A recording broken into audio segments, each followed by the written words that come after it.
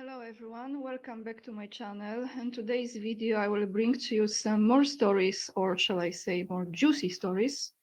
Of course being sarcastic, but I think we understand each other here pretty well. I'm not sure if this video will be monetized because I will start with Michael Jackson and I will end with Michael Jackson.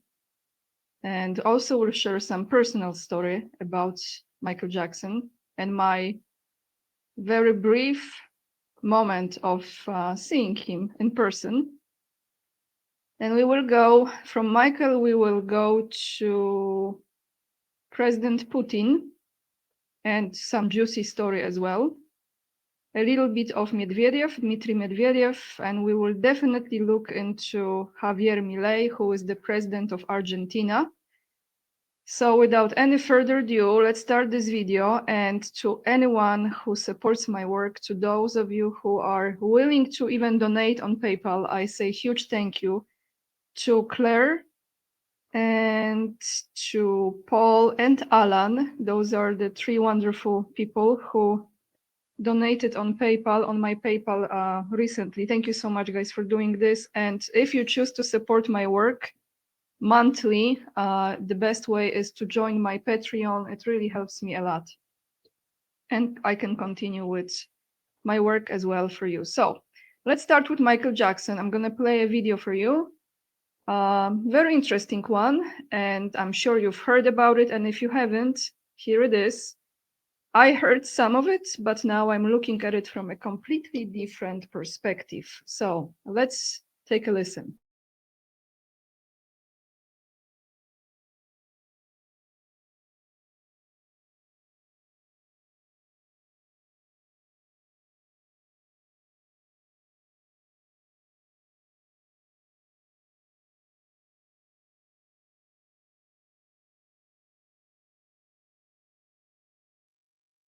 Michael Jackson has been forced to apologize to the Jewish community. Something like leeches. I was so tired of it. They start out the most popular person in the world, make a lot of money, big house, cars, and everything, end up with penniless. It's conspiracy. The Jews do it on purpose. How do you think he died? You've been quoted as saying you believe it may have been murder. Do you still think that? Absolutely. Why? Absolutely. Why are you so sure? I would never, ever think differently. Because first of all, Michael told me that they were going to murder him. He was afraid. He was afraid for his life. Who was going to murder him? The people that were involved in his life, the people that were controlling him. We share that same life where people come into your life, wiggle their way in, control you, manipulate, control your funds, your finances, everything that you have, and you must do what they tell you to do. The record companies really, really do conspire against their artists. They steal, they cheat, they do whatever they can. I'm tired of how the press is manipulating everything that's been happening in this situation. They do not tell the truth. They're liars. They manipulate our history books. The history books are not true. It's a lie. The history books are lying. You need to know that. You must know that.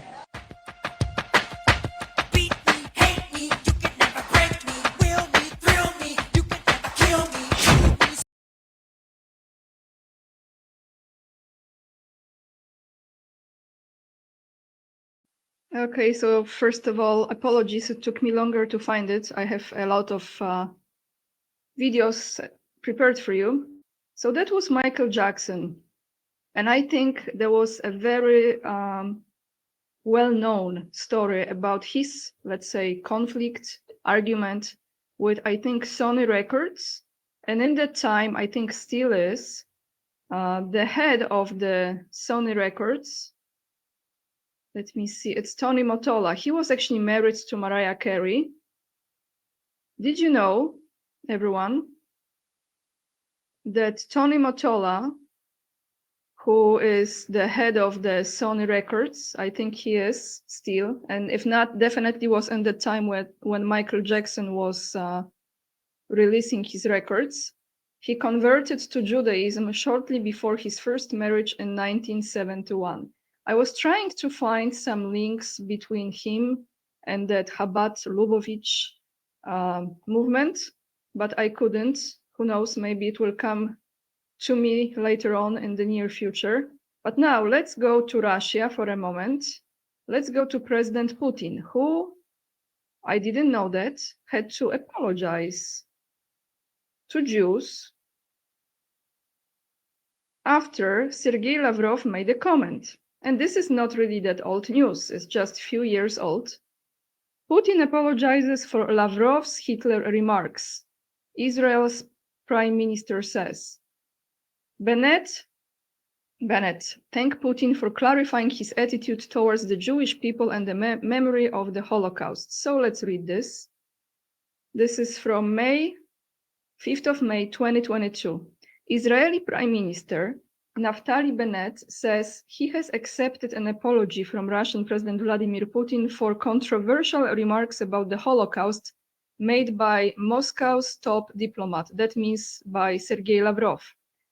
The two leaders talked over the phone on Thursday, after which an Israeli statement said Putin had apologized. So why he was apologizing? Let me read this here. This is what Lavrov said. In my opinion, Hitler also had Jewish origins, so it doesn't mean absolutely anything. For some time, we have heard from the Jewish people that the biggest anti-Semites were Jewish, he said, speaking to the station in Russia and dubbed over by an Italian translator. Israeli Foreign Minister Yair Lapid, who has harshly criticized Russia over the invasion, called Lavrov's statement unforgivable and scandalous and horrible historical error. So that was in 2022, and President Putin apologized. Did he have to apologize, guys? What do you think? Or he didn't? Well, he did apologize, because we are witnessing this entire illusion, as everything is just, very nice. And we are dealing with a lot of very interesting situations. This is an old picture of Vladimir Putin with this chief rabbi for Russia from Chabad, Lubavitch. Very nice energy, isn't it? Very nice. So he was designated to Russia, this guy, to take care of the Russian region. Putin and him, Putin much younger. This is the real Putin, I would say, the original one. But that's not the only one. Nice picture with this rabbi. We will go now to, let me find it. Dmitry Medvedev. So you see it's slightly little older, the same rabbi, who is Russia's chief rabbi, meets with Putin's successor. And this is guys from the official Chabad Lubavitch headquarters. So this is the place where they had those tunnels, okay? Let's not forget about the tunnels, all right? So the same movement, this guy is connected, is the chief rabbi for Russia, and the headquarters are where the tunnels were, where they were allegedly abusing children. So here is Dmitry Medvedev, and this is old news because Russian President Vladimir Putin made public yesterday his endorsement of Dmitry Medvedev, a deputy prime minister and chairman of the state energy monolith Gazprom during presidential elections in March. So you know that Dmitry Medvedev was the president of the Russian Federation for some time. So this is that moment before that took place. Mr. Medvedev met last week with Russia's chief rabbi Berel Lazar at the Marina Rosha Jewish Center in Moscow.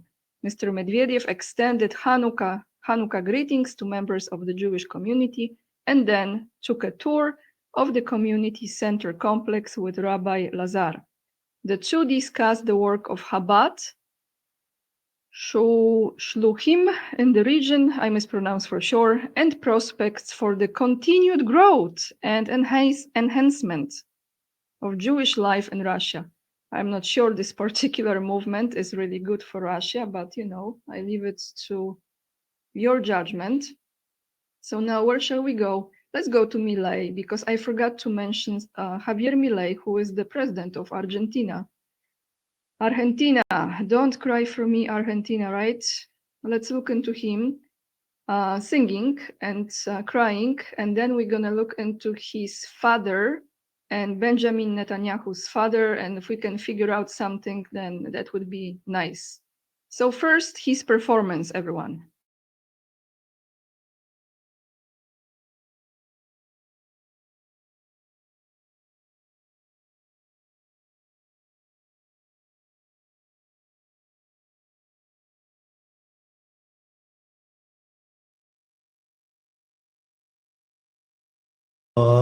Nagila hava, nagila hava, nagila he, hava, nagila hava, nagila hava, nagila he. Vamos, vamos. Hava, nagila hava, nagila hava, nagila he. Vamos, que esto le molesta a la izquierda y a los que odian la libertad. Hava, nagila hava, nagila he.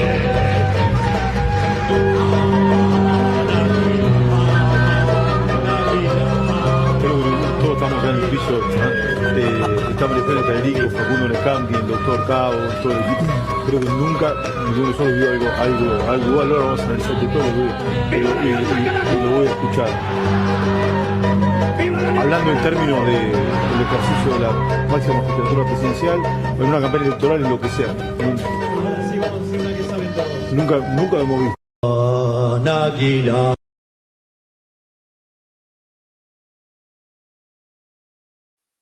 Okay, so what we have just watched. Let me read you this, one moment, right here.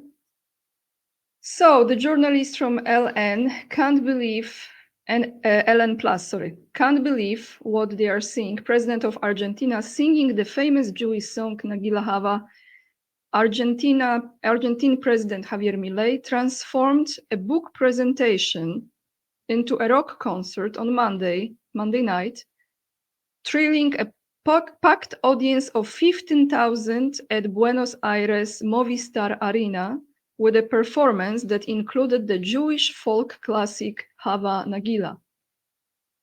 The event, billed as the launch of his latest work, the construction of the miracle, so this is his book, I believe, I didn't know, quickly evolved into a musical spectacle as the lights dimmed, the sound of a shofar filled the arena, signaling the president's dramatic entrance through the cheering crowd.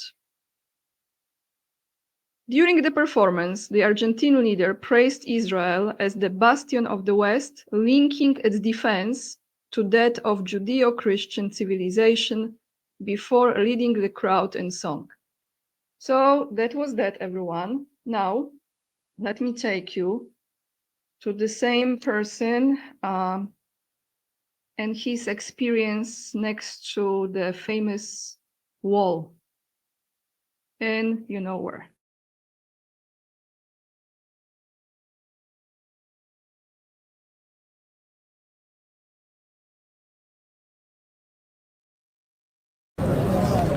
Así es, voy a hacer...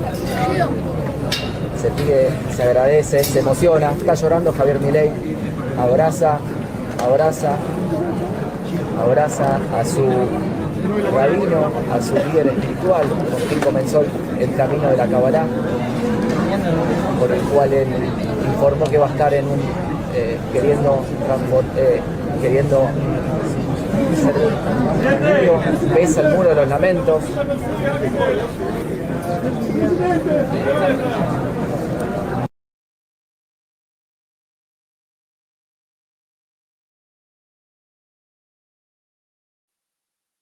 So what would you say? Ave, I think, right? Let's look into his father. I came across this post a while ago and I wanted to see what's up with this. So let me find it. And again, thank you so much for your patience. I have so many, lately I have so many things prepared for you that sometimes it takes time. Okay, so here you have those images. Here is Javier Milei. This is the picture, and you're going to see this later on. This is his father and him when he was a little boy. His father's name is Norberto Horacio But Milejkowski, you hardly ever find this name because it's a quite mysterious past of that guy. We're going to read about it. But they put here it's Milejkowski, and you know that this is the name of Benjamin Netanyahu's father. So father Benzion, I don't know how you pronounce the first name, Milejkowski, and his son Benjamin Milejkowski Netanyahu. Of course, he goes by Benjamin Netanyahu, right? So if this is true, they are somehow related. They could be cousins. So I wanted to figure out if that is true or not. Let me take you to this article, because the more mystery is there, the more there is like a unknown past or some details are missing, the more I tend to believe that actually that is true, that they are related. So let's go to this article.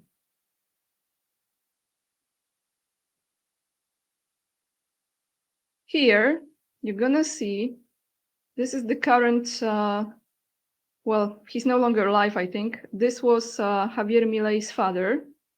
Down below, here you see during the inauguration, and this is, I think, Javier Milei's sister.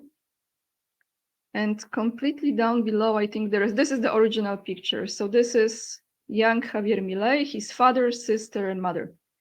And Milei was talking about how he was abused by his father, and it was really tragic childhood. He was not happy, a lot of trauma. Well, you know, in those kind of circles, we should not be surprised, right? Norberto Milei, let's read this.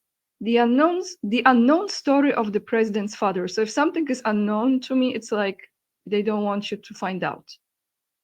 How President Javier Milei's father went from being a bus driver to businessman. He lost trials for tax evasion and the companies he formed with his daughter, Karina, to manage millions of dollars. The scenes of physical and psychological violence which distance him from his son. So he was abusing his son, Javier Milei, psychologically and physically. So here is a story about how he came to his money. Let me just scroll down. Here is about his kind of like a life story in a nutshell. Horacio Norberto Milei was born on September 18, 1942, just 9 months before the coup bringing Juan Domingo Perón into government. His early years are a mystery lost in time. And this is the important part, right? Mystery lost in time. And his son, prone to publicizing much of his life, always chose not to give them too much importance. So there must be something, guys, must be something. I am absolutely certain. Indeed, during his first years of media exposure, the Economist, that means Javier Milei, so the current president of Argentina, preferred to speak of him as father, as his progenitor, I think you say, often with tears in his eyes as he recalled the physical abuse and blows suffered as a child. Yet some things are known about Norberto. His climb up to the socio-economic ladder was in 4 steps, literally. He began working when young as a bus driver for the Road 21 line, so he was a bus driver, which runs along the General Paz Avenue to this day. That forgot part of his personality. And then all of a sudden, he was making a lot of money.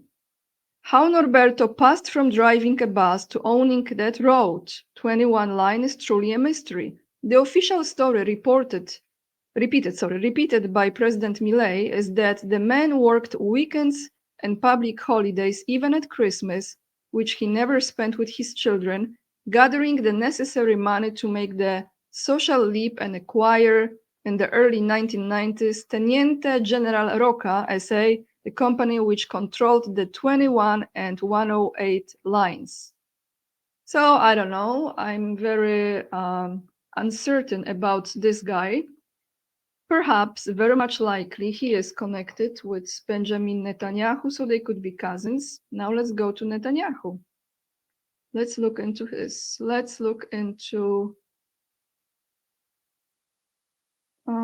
where is it? One moment. To father. Benjamin Netanyahu's father, Benzion Netanyahu, Milejkowski, was an Israeli encyclopedist, historian, and medievalist born in Warsaw. And this was in 1910 in March, you can see here. So at that time, by the way, Poland did not exist. I don't think many of you know. Poland was gone for a long time, divided between three empires, okay? But nevertheless, the nation, Polish, people were still living there, and there was a lot of Jewish influence. He served as a professor at Cornell University. A scholar of Judaic history, he was also an activist in revisionist Zionism movement who lobbied in the United States to support the creation of the Jewish state. But let's go to his father. So grandfather of Netanyahu, Nathan Milejkowski. That was the father of, this is grandfather of Benjamin Netanyahu, was a Russian-born Zionist, political activist, rabbi, and writer. Milejkowski's son was the scholar, so this is the Benjamin Netanyahu's father, and his grandson is Benjamin Netanyahu, and he was born in the Russian Empire in 1879 in a place called Kryvyi that now is part of Belarus, which at the time was part of the Pale of Settlement. That was a region of Imperial Russia in which permanent residency by Jews was allowed. And then later on he moved to, this is here, let me just find it. He moved to Poland. In 1908, Milejkowski moved to Poland and became the director of the Hebrew Gymnasium of Mordecai Yakov Krinsky in Warsaw. So from that Imperial Russia, now Belarus region, he moved to Warsaw while continuing to promote Zionism in Poland. And in, where is this one moment? Then in 1920 here, Milejkowski immigrated to Mandatory Palestine with his wife and 7 children. So this is the story that I came across.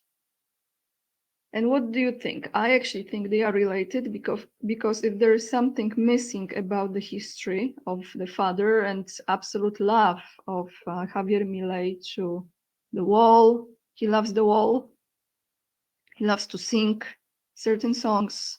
So it must be something, deeply, deeply rooted in the DNA.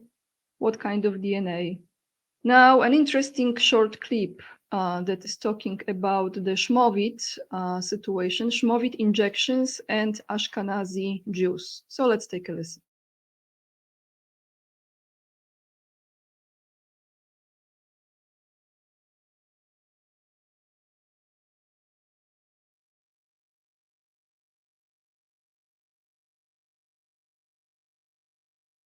So I remember Bobby Kennedy got into a great deal of trouble because he said at some event, of course, the New York Post led the charge against him, of course, but that COVID could be tailored, or in fact, for whatever reason, COVID had disparate effects on populations.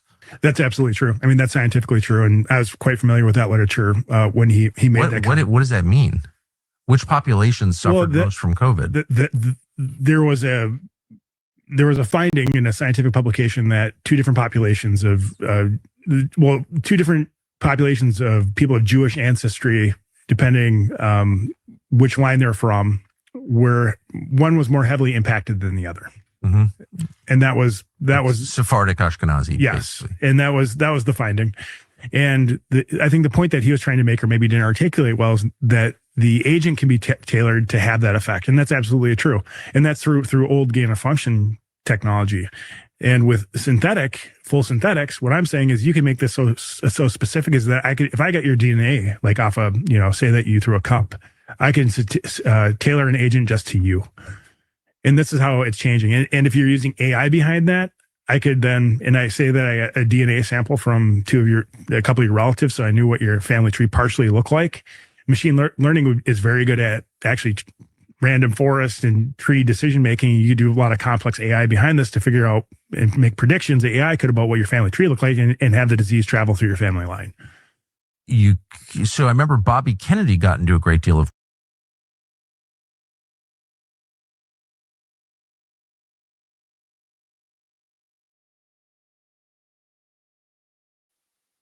So I'm going to attach the link down below in the description box. And I think the best way to end this video is with Michael Jackson again. And after that short clip, because this might demonetize this video, but I really want to play it for you because it's a perfect closure to today's topic, especially coming from Michael Jackson, from his mouth. Then I will share a personal story with you. So let's take a listen. You're very familiar with this song. I'm sure you are. The lyrics are down below, the subtitles, so you can read it.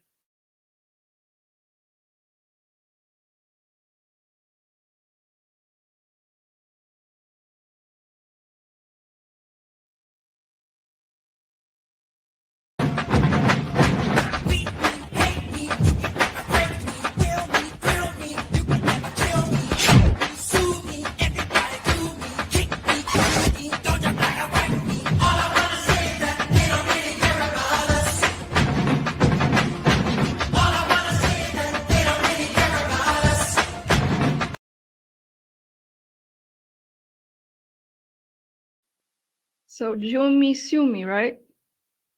Interesting, huh?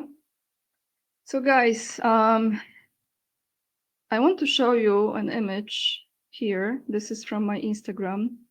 When I was living in California, actually I lived in Santa Barbara for almost 3 years. And I have to say, not the politics of California, but the location. That was actually like my perfect location in the United States. Beautiful surroundings. You could go to the beach, you could go hiking, love the nature there, absolutely great weather. And not far away from Santa Barbara was the ranch, Neverland Ranch. So I went there actually, just to show you the entrance here. And that was, I think, 2020. You can see December 2020. So I remember when Michael Jackson was in Poland, there was only one concert. I think it was 1996.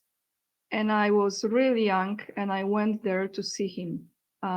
Someone invited me, got the tickets, and we went to see him. But before we went to see him, I never forget, I was walking in a certain area of Warsaw. If you've ever been to Warsaw, capital of Poland, you know where is Pałac Kultury i Nauki i Kultury, where is the main central station, railway station in Warsaw.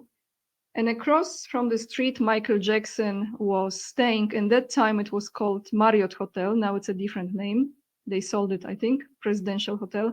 Never mind. He stayed there. And I was actually also applying for a job to work on the cruise line. So it's a whole loaded story, I know. But I was walking in that area and passing by a store that was a company called in Poland Cepelia. And they were selling, they still exist, but it's much, much smaller now, folk products, that were made in villages in Poland from wood or lace or crochet, the handwork, the craftsmanship that is unfortunately disappearing. And as I was walking, I saw there was a white van and some very, very tall guy. And in the time in Poland, you haven't seen too many people that look like Michael Jordan or, Shaq O'Neal kind. And that's how that man looked like. So he was a bodyguard. He was standing next to that white van. And shortly after, I saw Michael Jackson walking out from that store. And I was literally, I would say maybe 5 meters, I don't know in English measures, 5 meters, maybe 6, 7 away from him. And he was walking out, he was doing some shopping there. And I was like, wow, because I never forgot the moment when I had my interview at Marriott Hotel, where he was staying in the presidential suite, and people were gathering, screaming, Michael, Michael, his fans. And then there I was, literally right across the street. I was able to see him very, very close. And a lot of people were shocked because they didn't expect that. And then the same day or night or the next day, we went to see his concert in Warsaw, and it was truly incredible, I have to say. So that's my little personal story sharing about Michael Jackson. And if you really want to think what I think about Michael Jackson, since, you know, it's all about conspiracy, right? I actually think he is alive. I really think he's alive. So he is in some kind of witness protection program. Maybe we're gonna see things again with him, or maybe not, but I think he's alive. That's my take on that. The links will be attached down below in the description box. Let me know what you think, guys. And if this video is demonetized, thank you for your support on PayPal, Patreon, Locals, or super thanks. Follow me on Instagram. You saw the links already. And yeah, that's it. Hit the thumbs up. Check your subscription, because, you know, I'm talking about juicy subjects lately. So it might kind of like diminished a little. And let me know what you think. Lots of love. And remember, we are the leading edge, and we are saving humanity. Bye, everyone.